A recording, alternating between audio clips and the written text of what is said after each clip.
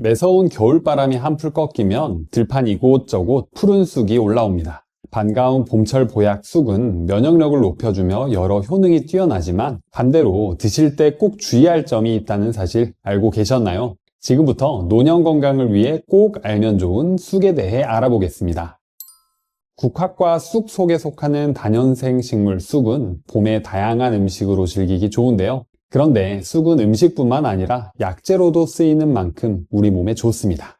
특히 노년 건강에 도움이 되는 알짜배기 효능들이 있는데요. 쑥의 효능 첫 번째는 바로 면역력을 높이고 노화를 방지합니다. 쑥은 우리 몸의 면역세포가 활발하게 움직일 수 있게 도와주는데요. 그래서 외부로부터 세균이나 바이러스가 몸속에 들어와도 잘 이겨낼 수 있게 해줍니다.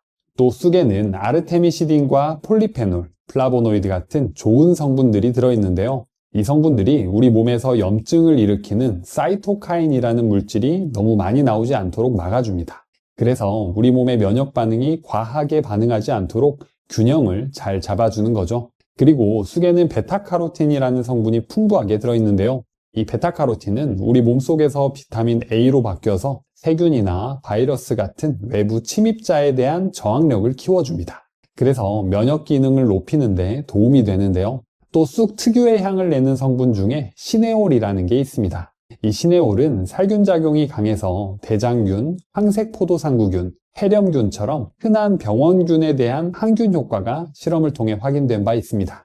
게다가 이 시네올은 음식으로 섭취하는 것 외에도 쑥을 태우거나 찜질할 때 나오는 향을 통해서도 도움을 줄 수 있는데요. 특히 콧물과 기침을 가라앉히고 호흡기를 편하게 해주는데 좋다고 알려져 있습니다. 향 자체가 스트레스를 완화하는 데 도움이 돼서 명상이나 마사지할 때 쑥을 함께 활용하면 몸과 마음을 더 편안하게 할 수 있습니다. 쑥은 면역력에만 좋은 게 아니라 노화를 늦추는 데도 도움이 된다고 알려져 있습니다. 쑥에는 비타민C를 비롯해서 플라보노이드, 폴리페놀, 클로로필 같은 항산화 성분이 풍부하게 들어있는데요. 이런 성분들은 몸속에 쌓인 나쁜 활성산소를 없애주고 세포가 손상되지 않도록 도와줘서 노화를 천천히 진행되게 해줍니다. 그리고 쑥에 많이 들어있는 탄닌이라는 성분도 중요한 역할을 하는데요. 이 탄닌은 피부 속 콜라겐을 분해하는 효소의 작용을 막아줘서 콜라겐이 빠르게 줄어들지 않도록 지켜줍니다. 그 덕분에 피부 탄력이 오래 유지되고 주름이나 피부 처짐 같은 노화 현상도 늦춰주는 효과가 있는 거죠. 쑥의 효능 두 번째는 바로 당뇨 예방에 좋습니다. 쑥은 혈당 조절과 당뇨병 예방에도 효과적인데요. 쑥에는 칼슘이 풍부합니다. 흔히 칼슘 하면 뼈 건강을 먼저 떠올리시죠? 그런데 칼슘은 뼈뿐만 아니라 우리 몸의 여러 호르몬 분비에도 관여하는 영양소인데요. 특히 췌장에서 인슐린을 만들어내는 베타세포는 칼슘이 부족할 경우 제 기능을 잘 하지 못하게 되는데요. 그렇게 되면 혈당을 낮추는 능력에도 문제가 생길 수 있습니다. 또 한 동물 실험에서는 쑥의 풍부한 비타민 A가 췌장의 베타세포를 안정화시켜 인슐린 분비를 촉진하는 결과도 있었는데요. 인슐린은 혈당이 올라갔을 때 이를 낮추는 역할을 하니까 이런 작용은 혈당 관리의 중요한 부분입니다.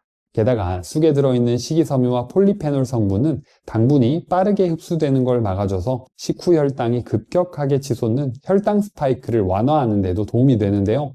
하지만 여기서 한 가지 꼭 기억해야 할 점이 있습니다. 대한당뇨병학회에 따르면 쑥은 1교환 단위당 당질 함량이 6g 이상으로 다른 나물들에 비해 당질이 조금 높은 편이라고 하는데요. 그래서 현재 당뇨병을 앓고 계신 분들은 쑥을 한 번에 너무 많이 드시지 않는 게 좋고 반드시 적당량을 지켜가며 드셔야 합니다. 그렇다고 걱정하실 필요는 없는데요. 한 끼 식사에 쑥 반찬으로 곁들이는 정도는 전혀 문제가 없습니다. 오히려 식이섬유와 항산화 성분 덕분에 혈당 조절에 긍정적인 작용을 할 수 있으니까 안심하셔도 됩니다. 쑥의 효능 세 번째는 바로 소화기 건강에 좋은데요. 쑥에 들어있는 폴리페놀과 플라보노이드 성분은요, 위에서 위산이 너무 많이 나오는 걸 조절해주고 위 점막을 보호해줘서 위염이나 위궤양을 예방하는 데 도움이 됩니다. 또 쑥에는 식이섬유도 풍부하고 항균 작용을 하는 성분도 들어있어서 장 안에 나쁜 균이 너무 많아지는 걸 막아주는데요. 반대로 유산균 같은 좋은 균은 잘 자라도록 도와줍니다. 그래서 장 속 환경이 더 건강해지고 배변도 더 부드럽고 편하게 되는데 도움이 됩니다. 쑥은 한의학에서 성질이 따뜻하다고 알려져 있는데요. 그래서 속이 더부룩하거나 찬 기운 때문에 생기는 설사나 식욕부진이 있을 때는 쑥을 약재로 많이 사용해 왔습니다. 특히 옛날 의서인 본초정화에는 이런 말도 나옵니다. 배꼽과 배가 차서 아플 때 말린 쑥을 포대에 넣어 배 위에 올려놓으면 그 효과가 너무 신기해서 말로 다 표현할 수 없다. 이렇게 쑥은 예로부터 몸을 따뜻하게 하고 소화기를 편안하게 하는 데 효과가 있다고 전해져 왔죠. 그래서 쑥은 먹는 것뿐만 아니라 쑥뜸이나 쑥찜질팩처럼 외용으로도 활용할 수 있는데요. 이런 방법을 쓰면 속이 편해지고 소화도 잘 되도록 도와준다고 알려져 있습니다. 이뿐만 아니라 쑥은 복부에 생기는 경련이나 생리통 같은 통증에도 도움이 되는 성분들이 들어있습니다. 쑥에 들어있는 시네올이라는 성분은 우리 몸속 내장 근육의 긴장을 풀어주는 작용을 하는데요. 그래서 배에 경련이 생겨서 아플 때 근육을 진정시켜서 통증을 완화하는 데 도움이 됩니다. 또한 쑥에는 루테올린이나 아피제닌처럼 좋은 플라보노이드 성분들도 들어있는데요. 이 성분들은 장뿐만 아니라 자궁에서 생기는 경련성 통증, 즉 생리통 같은 데에도 완화 효과가 있다고 알려져 있습니다. 쑥은 우리 몸에서 해독작용을 하는 중요한 소화기관, 바로 간 건강에도 도움을 줄 수 있는데요. 그 이유는 쑥에 들어있는 카피라린 성분 덕분입니다. 특히 인진쑥에서 추출한 카피라린은 담즙 분비를 도와서 지방 소화를 돕고 간의 해독 기능을 원활하게 해줘서 간 손상을 줄이는 데 도움이 되는데요. 인진쑥이 아니더라도 쑥에 들어있는 카피라린은 강력한 항산화 작용으로 간세포를 보호해주고 염증을 일으키는 물질이 많이 생기지 않도록 막아주는 항염 효과도 있습니다. 그래서 간염 같은 간 질환을 예방하는 데에도 도움이 될 수 있는 거죠. 쑥의 효능 네 번째는 바로 혈관 건강에 좋은데요. 쑥에 들어있는 쿠마린 계열 성분은 혈액이 너무 끈적해지는 걸 막아주는 작용을 합니다. 이런 작용 덕분에 피가 좀 더 부드럽게 흐르고 피떡, 즉 혈전이 생기는 것도 줄여주는 데 도움이 되는데요. 또 쑥에는 플라보노이드, 폴리페놀, 탄닌 같은 항산화 성분이 풍부하게 들어있어서 혈관 안에 염증을 줄여주고 혈관을 탄력 있게 유지하는 데도 좋습니다. 이렇게 혈관 건강이 좋아지면 동맥경화나 고혈압 같은 질환은 물론 심근경색이나 뇌졸중 같은 심혈관 질환을 미리 예방하는 데도 도움이 될 수 있죠. 그리고 쑥의 푸른빛을 내는 성분인 클로로필도 우리 몸에 참 좋은 작용을 하는데요. 이 클로로필은 간에서 독소를 배출하는 기능을 도와주고 혈액 속에 있는 암모니아나 중금속 같은 노폐물을 흡착해서 몸 밖으로 내보내는 데 도움이 됩니다. 또 하나 흥미로운 건 클로로필은 우리 혈액 속의 헤모글로빈과 구조가 아주 비슷하다는 건데요. 그래서 몸속에서 철분과 결합하거나 흡수를 도와서 적혈구를 만드는 데 도움을 주고 빈혈을 예방하는 효과도 있습니다. 지금 당장은 빈혈 증상이 없어도 나이가 들면서 철분 흡수력이 떨어질 수 있기 때문에 쑥을 평소에 잘 챙겨 드시면 건강을 지키는 데 큰 도움이 될 수 있습니다. 쑥이 이렇게나 우리 건강에 여러모로 도움이 되지만 섭취를 조심해야 하는 분들도 있는데요. 쑥을 피해야 하는 분들 첫 번째는 바로 만성 콩팥병을 앓고 계신 분들입니다. 건강이 잠깐 안 좋아졌다가 다시 회복되는 경우도 많지만 신장, 즉 콩팥은 한번 손상되면 회복이 어렵고 시간이 지나면서 점점 기능이 떨어지는 특징이 있습니다. 만성 콩팥병이 생기면 몸 안에 칼륨을 배출하는 기능이 약해지게 되는데요. 이렇게 되면 혈액 속에 칼륨이 쌓여 고칼륨 혈증이 생길 수 있습니다. 이 고칼륨 혈증이 무서운 이유는 단순히 근육이 약해지는 것을 넘어서 심장이 불규칙하게 뛰는 부정맥, 심한 경우에는 심장마비까지 이어질 수 있기 때문인데요. 그래서 신장이 약하신 분들은 음식을 고를 때도 칼륨이 얼마나 들어있는지 잘 살펴보셔야 합니다. 우리는 보통 녹색 잎채소는 몸에 좋다고 생각하죠. 물론 대부분의 사람들에게는 도움이 되지만 녹색 채소에는 칼륨이 많이 들어있는 경우가 많습니다. 쑥도 예외는 아닌데요. 쑥 100g에는 무려 650mg의 칼륨이 들어있는데요. 성인의 하루 권장 칼륨 섭취량이 약 2000mg이라는 걸 생각하면 꽤 높은 수치라고 볼 수 있습니다. 쑥 말고도 칼륨이 많은 음식들로는 바나나, 감자, 고구마, 아보카도, 시금치, 콩, 토마토 등이 있는데요. 이런 식품들도 신장에 문제가 있는 분들은 섭취량을 조절하거나 피하시는 게 좋습니다. 결론적으로 콩팥 건강이 약하신 분들은 쑥을 포함한 칼륨이 많은 음식은 전문가와 상담한 후에 드시는 것이 안전합니다. 쑥을 피해야 하는 분들 두 번째는 바로 쑥 알레르기가 있으신 분들입니다. 쑥은 국화과 식물인데요. 그래서 국화꽃, 민들레, 해바라기 같은 식물에 알레르기가 있는 분들은 쑥을 드셨을 때도 가려움, 두드러기 같은 알레르기 반응이 생길 수 있습니다. 심한 경우에는 호흡이 답답해지는 증상까지 나타날 수 있기 때문에 특히 주의하셔야 하는데요. 이런 알레르기 반응은 쑥즙처럼 진하게 농축된 형태로 드시거나 쑥 가루를 흡입했을 때, 쑥뜸 연기를 맡을 때 더 강하게 나타날 수 있습니다. 이런 알레르기가 있으신 분들은 쑥을 피하시는 게 가장 안전합니다. 혹시 지금은 증상이 약하더라도 반복해서 쑥을 섭취하다 보면 점점 반응이 심해질 수 있는데요. 예를 들어 입술이 붓거나 목이 간질간질한 느낌이 들면 그게 심각한 알레르기 반응의 초기 증상일 수 있습니다. 이게 심해지면 호흡곤란으로 이어질 수 있기 때문에 이런 증상이 조금이라도 느껴진다면 바로 중단하시고 전문가와 상담하시는 것이 좋습니다. 쑥을 피해야 하는 분들 세 번째는 바로 임산부입니다. 쑥은 몸을 따뜻하게 해주는 성질이 있어서 자궁의 찬 기운을 없애주고 생리불순이나 출혈을 멎게 하는데 도움이 되는 약재로 예로부터 많이 사용되어 왔는데요. 하지만 임신 중에는 이야기가 조금 다릅니다. 쑥에는 자궁을 자극하는 작용이 있어서 자궁 수축을 유발할 가능성이 있기 때문인데요. 특히 쑥즙이나 쑥환처럼 농축된 형태로 된 쑥 제품은 임산부에게 유산의 위험을 높일 수 있어서 섭취를 피하는 것이 안전합니다. 다만 쑥국이나 쑥떡처럼 음식에 소량 들어있는 쑥은 대부분의 경우 큰 문제가 되지 않습니다. 그렇지만 임신 중에는 어떤 음식이든 지나치지 않는 것이 가장 중요하겠죠. 봄을 느낄 만큼만 향긋하게 즐기실 정도로만 드시는 걸 추천드립니다. 쑥을 피해야 하는 분들 네 번째는 바로 혈액응고 억제제를 복용하는 경우입니다. 앞서 말씀드린 것처럼 쑥에 들어있는 쿠마린 계열 성분은 혈액이 너무 끈적해지지 않도록 막아주는 작용을 해서 혈액순환을 돕고 심혈관 질환을 예방하는 데에도 도움이 되는데요. 하지만 문제는 이미 와파린, 아픽사반, 리바록사반 같은 혈액응고 억제제를 복용하고 계신 경우입니다. 이런 약과 함께 쑥을 드시게 되면 혈액이 너무 멈추지 않게 되는 위험, 즉 출혈 위험이 과도하게 높아질 수 있는데요. 그 결과로 위장출혈, 코피, 멍, 잇몸 출혈은 물론 심한 경우 뇌출혈의 가능성까지 생길 수 있기 때문에 반드시 전문가와 상담 후 쑥을 드시는 것이 안전합니다. 이처럼 특별히 피해야 할 상황만 아니라면 쑥은 주변에서 쉽게 구할 수 있고 음식뿐 아니라 쑥뜸이나 향처럼 외용으로도 활용할 수 있어서 참 활용도가 높은 식재료인데요. 그렇다면 어떤 쑥을 어떻게 사용하는 게 더 효과적일까요? 그리고 함께 먹으면 좋은 음식들은 어떤 게 있을까요? 유교 경전 중 하나인 맹자에는 7년 묵은 병에는 3년 묵은 쑥을 구한다는 말이 나옵니다. 또한 옛 약학서인 본초강목에서는 쑥은 병을 베어내는 힘이 있고 오래될수록 그 약성이 더 좋아진다고 기록되어 있습니다. 즉 약으로 쓰는 쑥은 말려서 오래 두면 약효가 더 높아진다는 뜻인데요. 꼭 3년 이상 된 쑥이 아니더라도 햇쑥을 잘 말려두기만 해도 충분한 효능을 기대할 수 있습니다.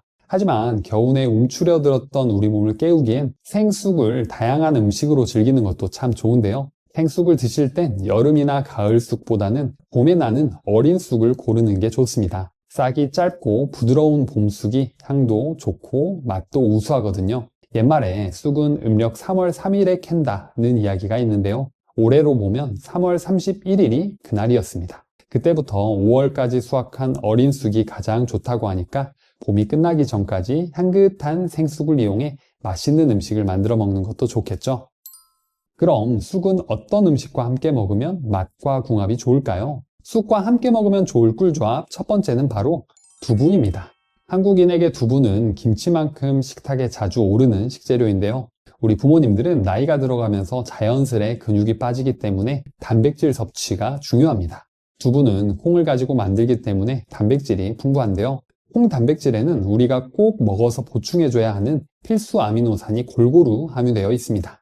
그래서 근육을 만들고 면역력을 좋게 유지하는 데 좋은데요. 쑥을 두부와 함께 먹으면 쑥에 들어있는 식이섬유, 플라보노이드 성분 덕분에 장 기능이 개선되어 단백질 소화 요소 활성을 도와줍니다. 그래서 단백질의 흡수율을 높이는 환경을 만들어주는데요. 또 단백질이 우리 몸속에 들어갔을 때 질소화합물이 생겨 간과 신장이 열심히 일을 하게 됩니다. 이때 쑥의 강력한 항산화제 덕분에 간 해독을 도와 몸의 부담을 줄여주는데요. 그렇다면 쑥과 두부는 어떻게 해서 먹으면 좋을까요? 쑥과 두부를 활용해서 쑥 두부전을 드시면 좋은데요.